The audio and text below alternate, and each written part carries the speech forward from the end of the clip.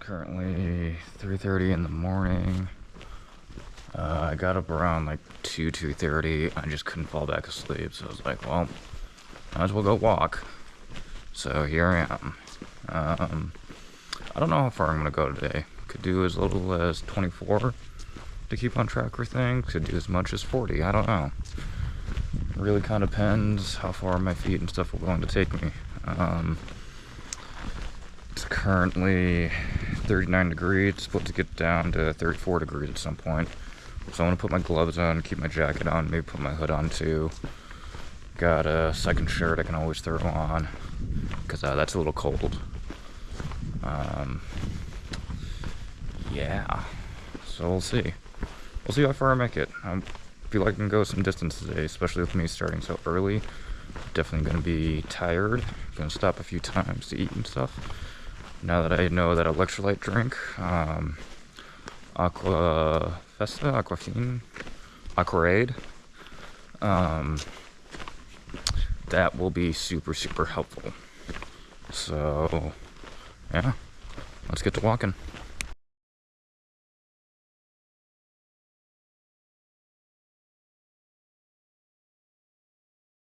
Alright, I'm just getting into the next town. It's currently 4:24 in the morning. So I made actually pretty decent time to get to this town, with it being dark out and not being able to see much.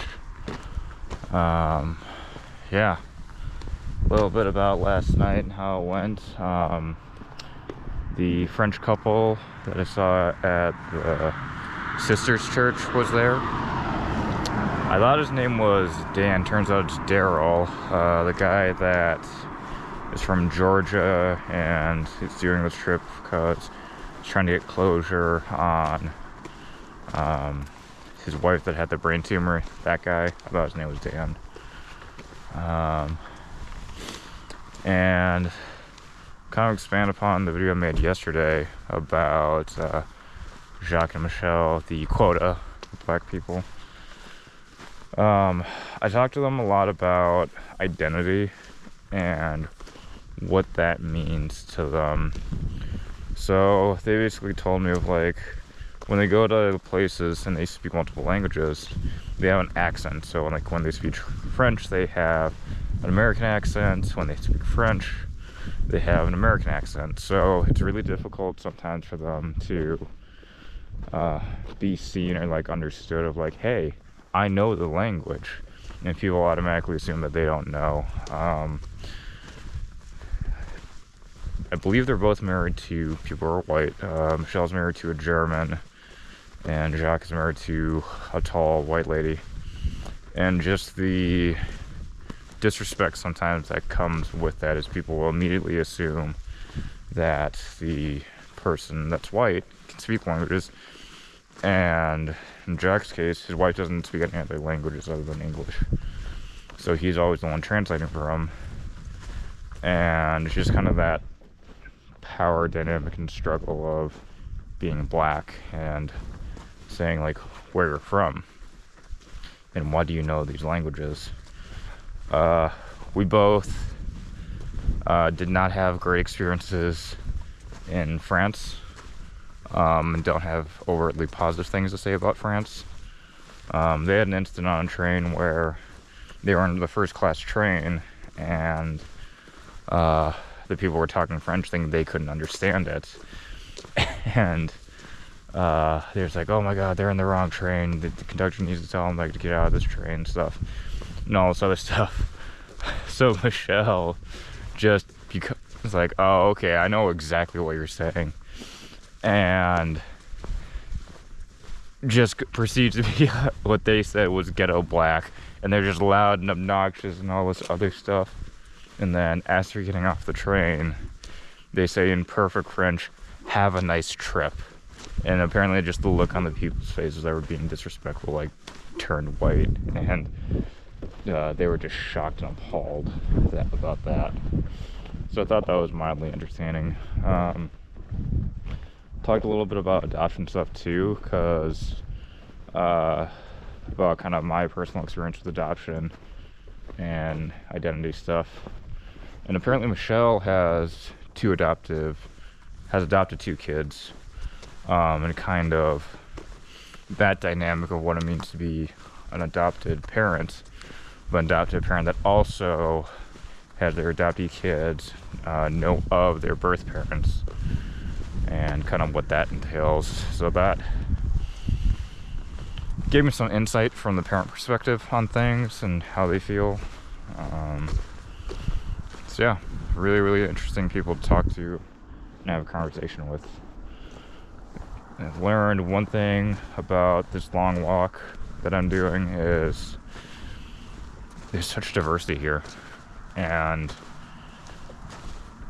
I don't think, other than kind of one-off moments in your life, you're gonna ever meet as many unique individuals that are all on their own adventure in life, that are open to talking about it in this kind of medium or modality. Everyone's been super nice, everyone is conversational.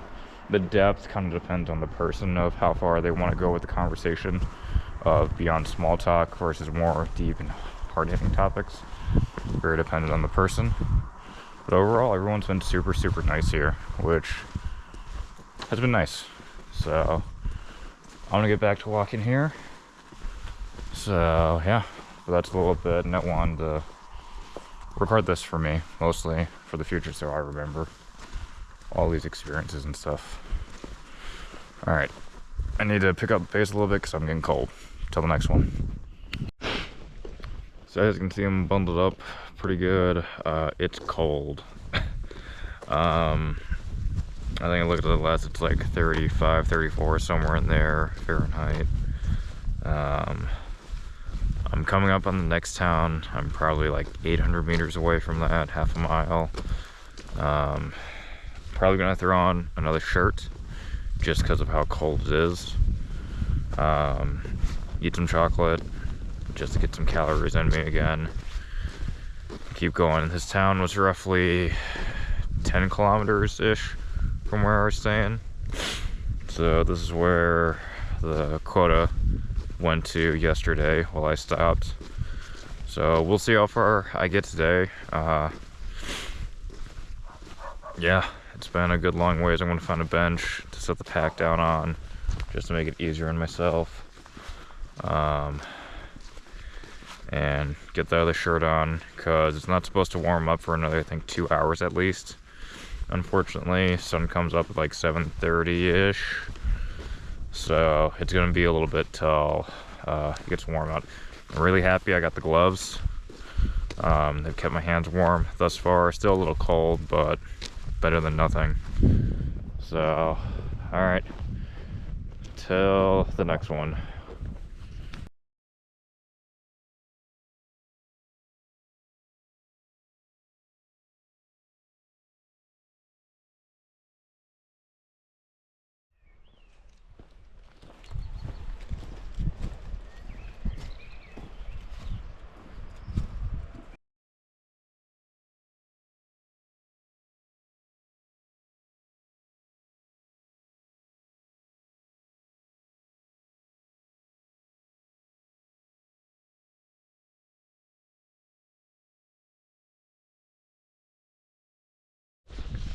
So that was kind of an interesting experience I just had. So, got to something hospitals town, and there's basically 2 routes you can go. A shorter way, that's basically a straight shot to the next town, but it's about 10 kilometers, 9 kilometers. Or you can take one that's about 2 kilometers longer, but it goes through 2 towns. So I chose the one that goes through 2 towns just in case I need a bathroom, food, or whatever. It's only 2 kilometers. Make it to the first town on the longer route. And I've gone through there's basically a guy's house. He's got set up in his garage for like people to stop at and give out like little snacks and stuff for pilgrims. So he gave me one of those, gave me a stamp, and then he doesn't speak any English, but he invites me in. It's like, hey, you want, basically saying it's like cafe y leche, which is basically coffee with milk. And I was freezing, so I was like, yeah, absolutely. He invites me in for breakfast essentially. So I had toast with peanut butter, which I was surprised about, and honey. Gave me a few slices of pears as well, and took care of me. That was really nice hospitality. This is his home, which is kind of unique. And he's got a bunch of photos of people he's taking pictures with, and they're hanging on his wall in there. Yeah, kind of a unique experience. I'm just in some random dude's house in Spain, having breakfast with them. So, yeah, it's about 35 degrees Fahrenheit right now. Still pretty cold. Sun's coming out, so it's gonna warm up, which will be nice. But yeah, I am still freezing my butt off. I'm a little bit better after that coffee. Oh, it's nice and warm. But yeah, I have the long sleeve, one of the short sleeve shirts, the jacket on. That's basically all the more layers I got. I technically could throw like the towel over me, but the sun's coming up now. I was kind of waiting for that at this place. So yeah, till the next one.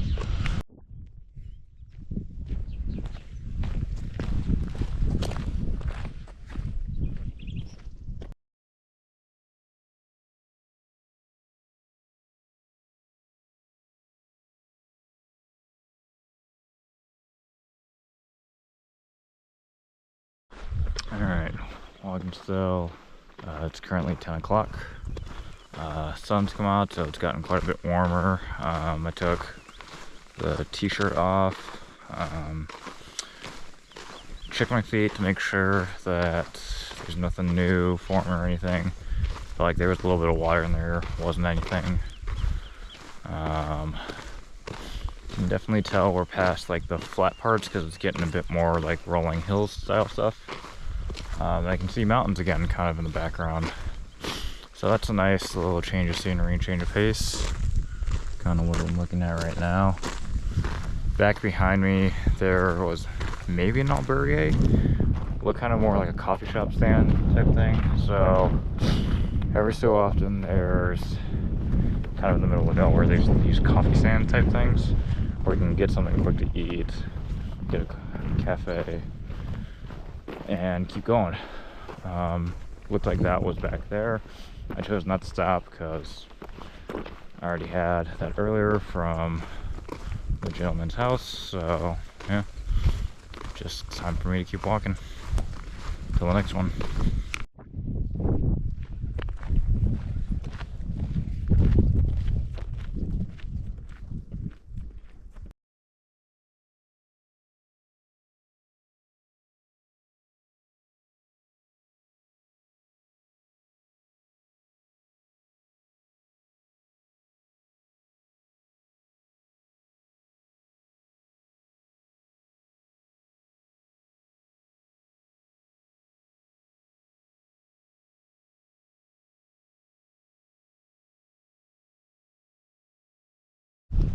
Alright, so I'm just getting to Astorga. There was a town before it that I just walked through, and now I'm just about to get into Astorga. Can't pronounce it. It's been pretty peaceful, nice and quiet. I've only seen one other pilgrim so far, and they were in front of me a ways ago, and they just took off. So I haven't seen anyone else. I don't think there's anyone else behind me. Yeah, the bread that I have here, I'm probably gonna throw it, because it's at the 4-day mark, I think today is with it. So it's getting kind of old. I'll check it and see, maybe take a few bites. There's no mold or anything, but I doubt it. Yeah, we're just gonna keep going. So I'm gonna walk through this town. I don't know how many more towns I'm gonna go though is the question, so kind of figuring that out. Once I have that figured out a little bit more, I'll be looking at where to stay for the night. What time is that? It is 11:21, so I can still probably go for another 4 or 5 hours at least. I do need to change my socks because they're starting to feel a little moist. And I think there might be sand or something in one of them. So as soon as I can find a bench here, I'm gonna sit down and change those out. Go from there. Till the next one.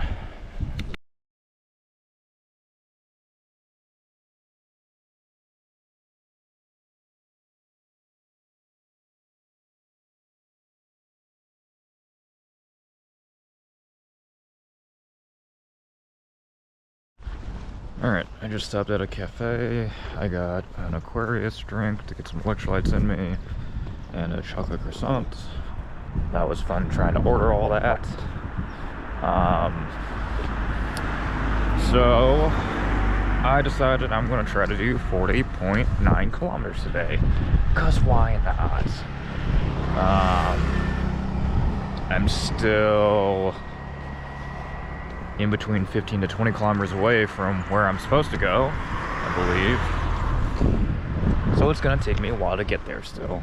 The nice thing about this albergue, at least, is if I cancel before 6 p.m., it won't dock me on pay or anything.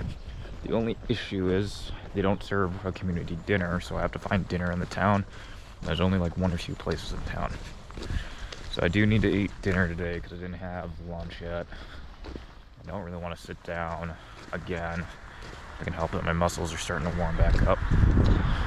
But we'll see how long this takes, and if Jay dies today. This is so long. Yeah, I'm really nervous about my feet. That's the only thing that has me concerned. The muscle soreness and whatnot, I can handle. The feet though, if there's more blisters or if the blister pops, the one I have currently, I'm kinda screwed. So hopefully it doesn't get worse. Hopefully everything can kind of just maintain. We'll go from there. Till the next one. Alright, I've been walking for a little bit now. I haven't seen anyone. Still the same old. Took the jacket off because I started getting a little bit more on the sweatier side. It's still pretty cool out. I just don't want the sweat kind of freezing to me and giving me even colder. So after I took that off, the sun keeps baking down like right now it is. I'll probably put the hat on, but it's been pretty cloudy, so the sun kind of comes and goes in waves. But I'm guessing I'm about 5 miles from where I'm supposed to be, give or take. So that's what, 7 or 8 kilometers, give or take a bit. So somewhere in that range. But it's been nice since I found the Aquarius drinks, because I'm retaining a lot more water. I'm still having to go to the bathroom, obviously, but I'm not going anywhere near as much as I was the past several days, which is pretty nice. So I'm very, very happy I found out about that. I haven't had to drink any water today, other than this morning, looking at my urine and stuff. Was pretty yellow and concentrated, but at least today it's been fine. Everything's been clear. That's good. My kidneys are working still. But yeah, we're just gonna keep going nice and slow and we'll get there.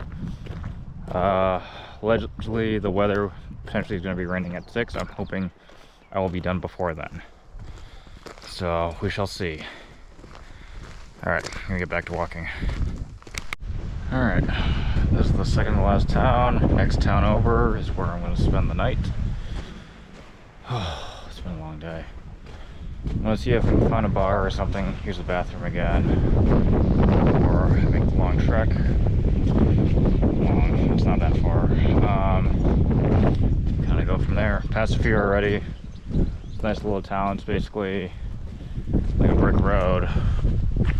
It just goes down the center of town from the path. It's actually pretty scenic coming in. So yeah, just gonna keep moving. Moving kind of slow, but we'll get there. Alright. Till the next one.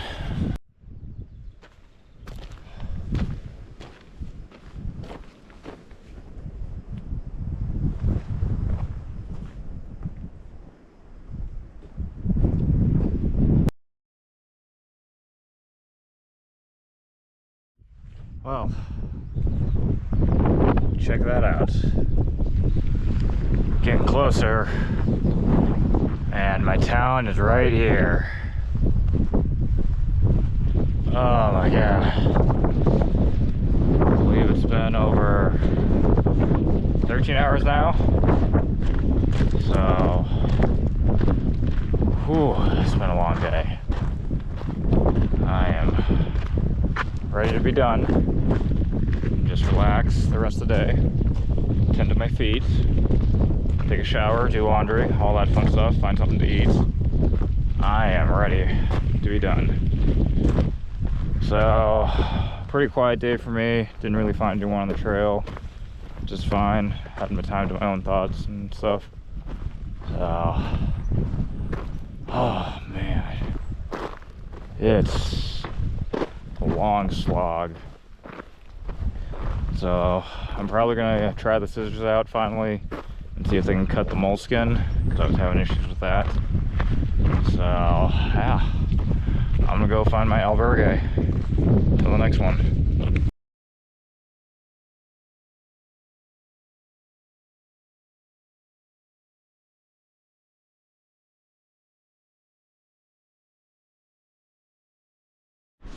Alright, so I'm at the hostel, and I'm the only one here. That's my bed over there. There is no one else. I'm sitting over here because it's warm. There's no community dinner tonight, so I had to go to the supermarket, and this is what I made for myself. I got some like crackers and meat as well. I'll probably eat that for a snack later, potentially. Talked with the friend of a friend who's helping run this hostel. Kind of educated me a little bit about the small towns here. So in the town that I'm currently in, there are only 4 families that actually live here. There's like 20 houses here. Basically, no one can live in rural Spain anymore because there's no work. And unless you want to live way out in the boonies and drive like 200 kilometers, there's no work. So there's no kids, there's no schools, there's no nothing. So a lot of these towns are kind of ghost towns, he said, in rural Spain, because a majority of people live in Madrid. And they use the homes out in the rural communities as basically vacation homes. So I thought that was kind of interesting to hear. But it kind of explains a lot of like, a few days ago I saw a car just pull up. She came, greeted everyone, got everyone settled in, and then like at 8 o'clock she left. So things are starting to make a lot more sense of like how this all works and why there's limited hours on things. And there's not like 24/7 services, and it's pretty rare outside of the big cities and stuff. So I think that's kind of a unique thing.